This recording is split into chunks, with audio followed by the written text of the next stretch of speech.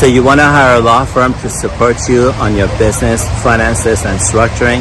Let me tell you, if you hire the right law firm, they will cause miracles for you while you're sleeping. And if you hire the wrong law firm, it will cost you a lot of money every single time. In this video, I'm going to share with you 4 secrets, 4 of the many secrets we use in recruiting, retaining some of the best law firms.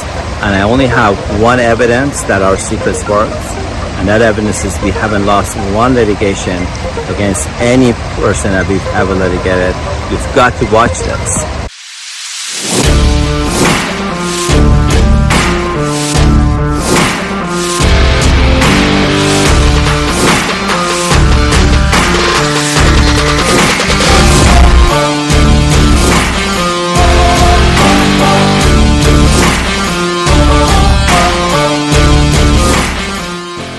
I'm Taimour Zaman from LeonardCredit.ai. My organization has dedicated its life, its purpose to helping entrepreneurs access far more capital than traditional banks or brokers can provide. We primarily do it by providing, enabling, structuring, financing deals around the world with various banks. We help enable, monetize various banking instruments, standby letters of credit, document letters of credit, BGs, bank guarantees, MTNs, IBOEs, and so on, as well as the third area is helping clients participate in safe private placement programs that pay off. A client of mine called and said, "Hey Taimour, can you give me some advice on how you guys go about retaining a lawyer, because we're looking to retain a law firm." First of all, a disclaimer, and in this video, I'm not going to give you any legal advice. We're not lawyers, so I'm not going to give you financial advice. We're not financial advisors, investment bankers, anything like that. Nor am I going to give you accounting advice, because we're not accountants. LeonardCredit, we're a private equity firm, and the purpose of this video is strictly for entertainment and educational purposes. So when it comes to hiring law firms, there's 400 things we do significantly different compared to anybody we've met, and this comes from years of structuring complicated financial structures, as well as unfortunately being scammed by professional scam artists like that. And I happen to be the world's most risk-averse person on the planet, and I'm just gonna say that way. So I'll start with the top 4 things we do significantly different. Every time we want to get into a business relationship, whether it's a joint venture, whether it's a client, whether it's a bank, anybody, we put aside some money in a bucket called litigation. We just put some money in a bucket called litigation. So let's say I want to do a joint venture with you. I can't think about something. You want us to invest $100 million in your company. It's an oil project in Timbuktu, and we agree we're going to put up $100 million. The first thing I'm going to do, this is something you wouldn't know, is I'm going to put 10% of that, so I'd be $10 million in a bucket called litigation. So God forbid, the keyword is God forbid, if we have to go into litigation, I have money and I'm ready, willing, able to go into litigation, and I do it every single time. So in our internal accounting books, my true cost was not $100 million, my true cost was $110 million, because I put aside $10 million for litigation. Now, my organization deals with a lot of con artists, so I promise you, our litigation bills are, 2 years ago was over $1 million. And right now, every 4 or 5 months, it's over $400,000. And we retain some of the best lawyers. And we deploy some very creative strategies in how we go about litigations. Some of the most sophisticated stuff that, I don't share with them in the public domain for sure. We help our clients make and save millions of dollars when they retain us. And we're not even lawyers. So step 1 is put aside 10% of the amount of money you're putting up in a deal. In litigation, it buys you insurance that you can't buy from an insurance company. And I don't know how to describe that better. It just, when you have the assurance that you have money for litigation, it just buys you some kind of insurance, I promise you. Part 2 of what we do is, let's say I'm going to put up $100 million in a company, and it's a pharmaceutical company as an example. What I want to do is I want to go and retain the top 10 to top 15 law firms in pharmaceutical in that geography like that, and I want them to give me advice on that client file. And at first it may look like, Taimour, what, you have a lot of time or you have a lot of money? Why are you burning money by hiring 10 different law firms that are the best of the best to give you advice that you're not looking for on an investment? The truth is that if that client, for some reason, 5 years from now, 7, 10 years from now, you have to go into litigation, guess what? The top 10 players in the industry, it would be a conflict of interest for them to represent the client. Hiring them for 1 hour to give me something called advice, that, by the way, I don't even need it, is a lot cheaper and keeps the person that we want to litigate against at a massive, massive disadvantage.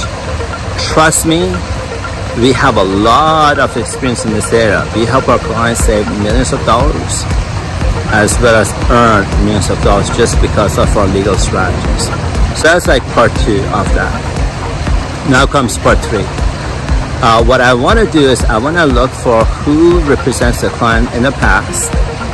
And what I want to do, if it's not a client, it could be a bank, it could be a private placement platform, whoever it is that my client wants to go into transaction with, I want to see who that lawyer is. If I cannot retain them on behalf of our client or us, what I want to do is, God forbid, if we have to go into litigation, let's say the company we want to litigate or the bank, whoever the player is a guy called John Smith. And John Smith's lawyer has been Mary Brown. On the litigation file, it would be John Smith and Mary Brown. Although Mary Brown Mary Brown doesn't know anything about the file. She worked with John Smith 10 years ago on something. More likely, John Smith's going to go to Mary Brown. More likely. And so by putting Mary Brown on the litigation, it automatically disqualifies her from representing John Smith. Trust me, we have a lot of legal technicalities and expertise. Unfortunately globally, in multi-million-dollar lawsuits on some of the strategies we've deployed, we know what we're doing, and we're very sophisticated private equity firm for sure. Those are some of the most basic things we do before we even want to hire a law firm. Now comes the next part. So now I want to talk about hiring a law firm. It depends on what the function is. So if, I'll talk about a will. A will is really easy for people to understand a story around a will. If you want to ever write a will, what some people do is they download a template off the internet for $20 or whatever it is, and they fill up the blanks and they see that they have a will, and that's awesome. For people that are that naive, awesome, good for you. If you're a little bit more sophisticated, you may want to hire an attorney who writes bills, and you pay the attorney whatever they charge. I don't know, let's say $1,000. And you have them write you a will, and now you've got a will that's customized to you. It's not a template that you downloaded. I have a daughter. I have a lot of stuff around the future of my daughter's husband, somebody else. Trust me. $20 templates wouldn't cut it for me for sure. Did I ever say that this video, we're not lawyers and accountants and it's purely for educational and entertainment purposes? I think this is an entertaining piece. I don't know. At least my dry sense of humor could be. So, putting my daughter aside, so when it comes to hiring an attorney, what we want to do is, what we look for is not the attorney who writes bills and sits in their office all day long to write bills. What we do is we look for litigators. These are people that go to court because they're litigating against specifically on the bill. That $20 template didn't cut it. That lawyer who sits behind his desk or her desk all day long and they write paperwork and write bills doesn't cut it. I want a litigator because the litigator will know all the tricks of the trade. So like really, I want to look for a litigator on that. Now comes the next piece. So that's part 1 of it. If the lawyer is acting as a paymaster, I'm looking for a guy who's run a practice for over 40 years. I'm looking at SEC records. I'm looking at various different sources of data. I'm not looking for referrals. Referrals are important, but it's not the decision maker. I'm taking more of a scientific approach on which law firm would be the right law firm for taking money. I'm looking for the law firm's insurance amount.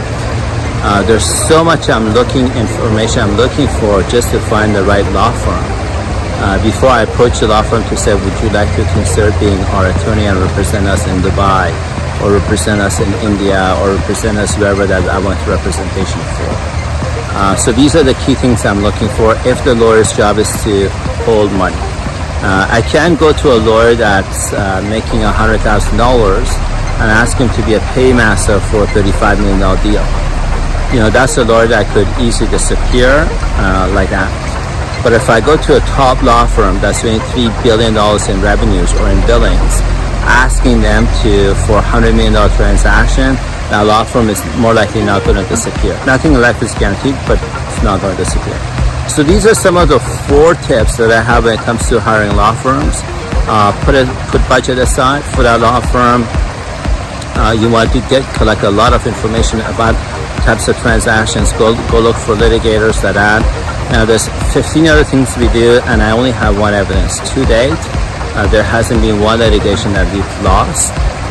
So we are very sophisticated at doing what it is that we do. If I can help you, if my team and I can help you, support you on you picking a law firm that's right for you for your business ventures, happy to do so. Feel free to book a consulting call with us. I just have one point or story I just want to share with you. Having the right law firm will make you a lot of money while you're sleeping, and it will save you a lot of money and harm for sure. Having the right law firm, there could be a God's gift to creation. Having the wrong law firm, you'll have lots of bills to pay, and I'm not sure if you'll have anything to present. My name is Taimour Zaman. Thank you so much, and I look forward to the opportunity of working with you. So I now want to answer some frequently asked questions. One frequently asked question I get is, Taimour, you are getting a percentage of the asset, the IBOE, or just letter of credit, whatever that's we're bringing to you. Why are you charging an upfront fee for your time? Why I charge an upfront fee for my time? The truth, I get 75 to 300 inquiries a day, and I need a way to remove junk leads out of the transaction. When I give the formula on how to do it, the client can steal the formula and do it 10,000 times with 10,000 other IBOEs that they want to monetize, or SBLCs they want to monetize for that. So I charge a fee for my time, and I'm proud to charge a fee for my time. And if you don't like it, I feel there's other options. There's 10,000 brokers out there. I understand 90% of them are scam artists. I understand 90% of them don't know what on earth they're doing. But the other 10 may have some really good ideas, or may have a solution. So you just have to go through 10,000 brokers.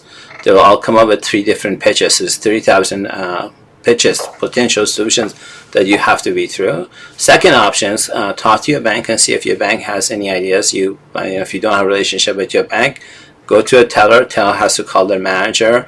Manager will have to call somebody in head office. Somebody in head office has to call somebody else. So your business objective hopefully doesn't get lost in communication, in translation.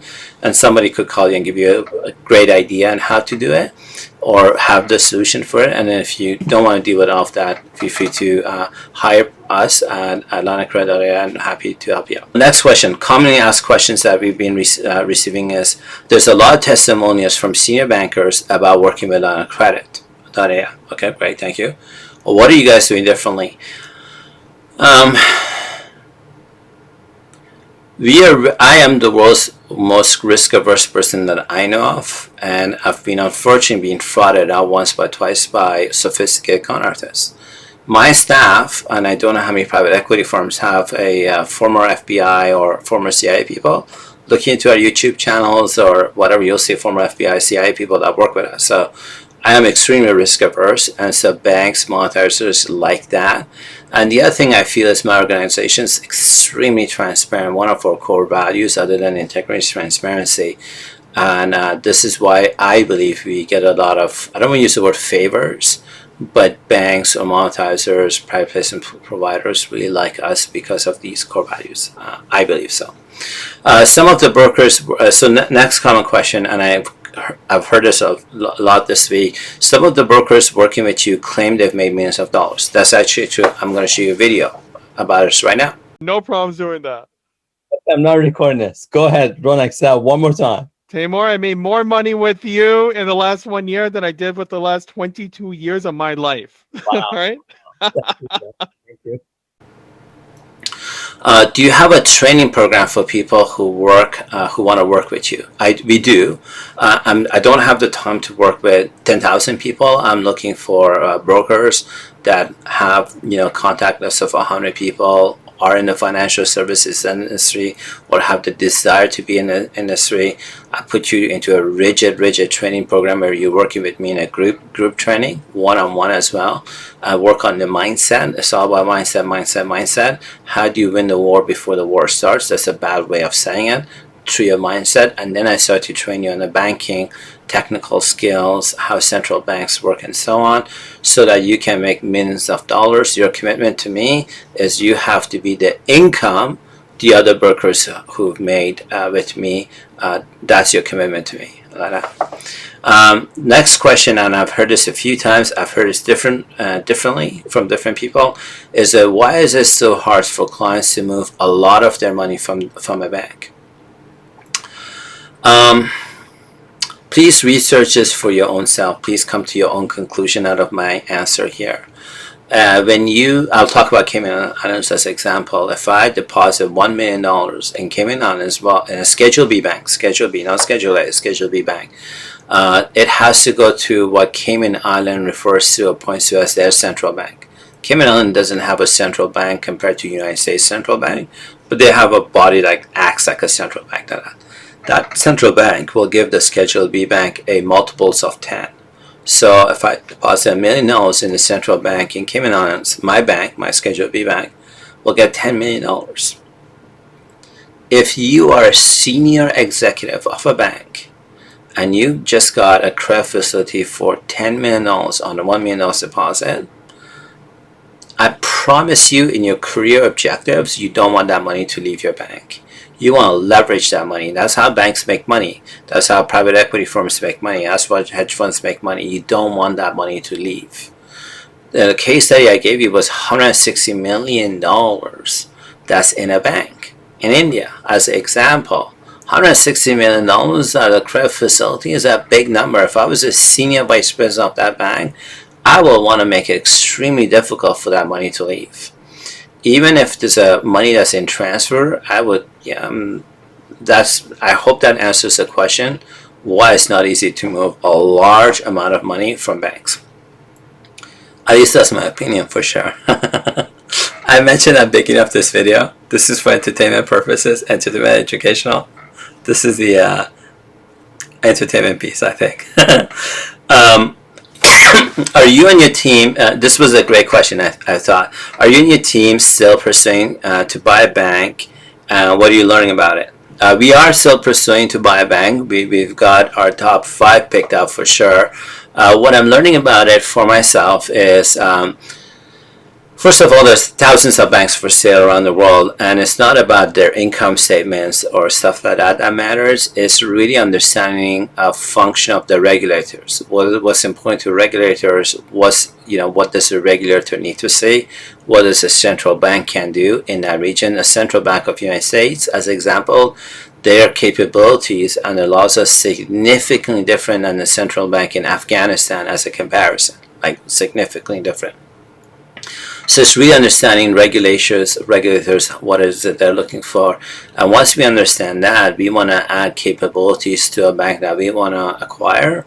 And that's really important to us. The other thing that we are interested in is what we call sticky money. And I'll tell you what sticky money is. Insurance, as an example. When you deposit $30 or $100 or whatever you pay for your insurance policy every month, you're not trying to take that money out. So if you're an insurance company or reinsurance company like that, that money is sticky compared to a bank has deposit but it also has withdrawals. There's a lot of money in a business you want to acquire if it has something called sticky money. So those are things that we are interested in acquiring. If you know of any opportunities like that, give us a call. I understand, so this was another great question. I understand you don't write consulting contracts. That's true. Why not? I have 2 simple reasons why we don't. We do a lot of consulting for companies. We primarily get retained by the CEO, CFO, or COO Generally speaking, it's the company wants to boost up their assets so they can sell it, boost up their assets so they can get a big loan, create a secondary source of funds, or a lot of family-run businesses. After COVID, they really got impacted. So they're looking for a secondary source of income that's reliable, that they can count on like that. So we do consulting. Why don't I write consulting contracts? I have two reasons. One is I am extremely lazy. That's truly, really, I'm really lazy. And I find that when a client writes a consulting contract, while they're writing, they get crystal clear on the outcomes that they're signing up for. Instead of me guessing or saying, hey, these are the outcomes you say you want to have, this is a consulting contract, I get the client to do it. Now they have skin in the game. It works for me. In my business, I lose a lot of business from a lot of hedge funds, private equity firms that want to retain our services. They want to retain my expertise. And I refuse to write consulting contracts. Just because of that, they don't pursue the conversation. They don't come back. And I'm perfectly, works for me. I get to spend more time with my family. I'm good with that. I have a business problem that I need some help in. Is it possible to share in confidence and for you to do a video on how to solve it? Yes, we do have a survey link at the bottom of our videos that we've now put in, so that you can submit your business problem in confidence. And if we think it's a popular topic, we are happy to do a video on how we will solve it. Next question is, you keep claiming you're an innovative firm. I don't remember ever saying we're an innovative firm, but fair enough. Can you tell me any programs that you run that's innovative in nature? Honest to God, I don't know what program we don't run that's innovative in nature. Rent a Rich Uncle program, we put up money in your bank. We buy credit deposits from your bank so that your bank will give you money, line of credit that they wouldn't give you any other way using fractional reserve or fractional lending model. Putting that aside, I provided a case study on a client that was a startup that got into the mask and glove business, and they were looking for a revolving line of credit. Letter of credit from the client, from their bank. Bank wasn't able to do that. By bringing an insurance provider to the table, we were able to leverage the letter of credit and then give the client 60% of the face value of the letter of credit every month. I think that's pretty innovative. Now, I'm going to tell you why we have the ability to become extremely innovative, and I promise you this is true. We don't chase rainbows. We really don't chase rainbows. There's lots of companies, individuals, and groups that chase rainbows. They don't charge for a time. They work on commission.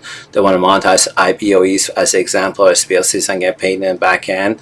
I refuse to do that. I find that our expertise is valuable. I charge money for it, and I get money in the back end. I'm proud of it. I'm not, I don't hide that away. And by having that revenue coming in, we get something called time, because our energy is not about chasing rainbows. Our energy goes into what are some problems the world is facing, and what are some solutions we can bring in so we can help families, we can help entrepreneurs. My entire company is dedicated to helping entrepreneurs get the funding they need, so together we can create meaningful change in the world. And that's why I get up every morning kind of thing. Next question is, this is the last one. You've written a book called Hypergrowth. That's correct. I have written a book called Hypergrowth, How to Connect Customers anyways. Is any of your investment costs written in the book? Well, my book is not about religion for sure. It's not about my spirituality or weighting or losing weight. So if it's not about those things, and I do lots of videos on financial structuring, engineering, guess what Hypergrowth could be about? So I will leave that to your conclusion, but I'll tell you something. Section 8, Chapter 8 and Chapter 9 of the book Hypergrowth, I personally would have paid $1 million for some of those key distinctions there. My name is Taimour Zaman. I hope you found this helpful. I'd love to have the opportunity of serving you if there's a need for helping you participate in private placement programs, monetizing banking instruments, or create structured financing. Thank you so much, and looking forward to meeting you.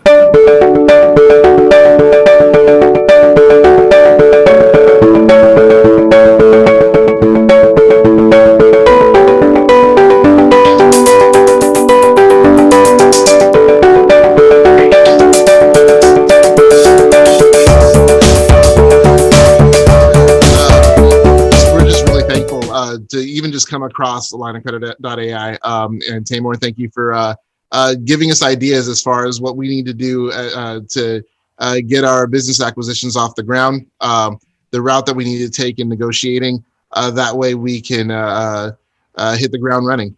So we definitely appreciate it. Awesome. Thank you. Will, Yeah. do you see a new pathway for making money that you didn't see before the call? Yeah. And again, I mimic Chinese answer to be able to spend this time with you.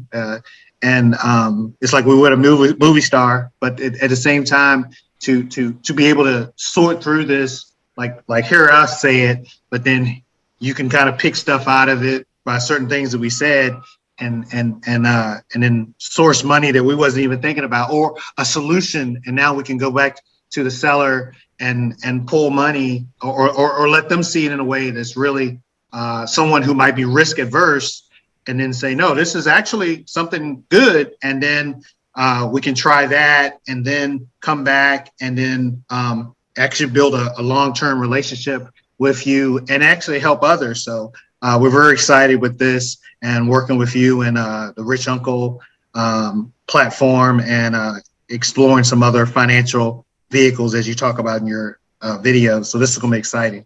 Okay, so Richard, who are you and what have you got out of working with me, either on this call or on the materials I provided?